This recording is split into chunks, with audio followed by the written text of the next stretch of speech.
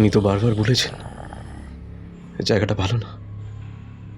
খিনিয়া নদীর ধারে মতিয়ার থান জায়গাটা একেবারেই ভালো না। অর্জুনকে আমরা যেভাবে যেভাবে ফিরে পেয়েছি, আমাদের ভাগ্য ভালো, তাই আমরা কোনো বড় বড় কোনো বিপদে পড়িনি।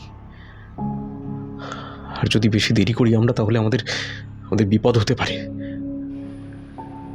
আর আপনাদেরও বলছি, খিনিয়া নদীর ধারে মতিয়ার থান, ভুলেও কিন্তু পা বাড়াবেন না সেখানে। বিপদ অপেক্ষা করছে।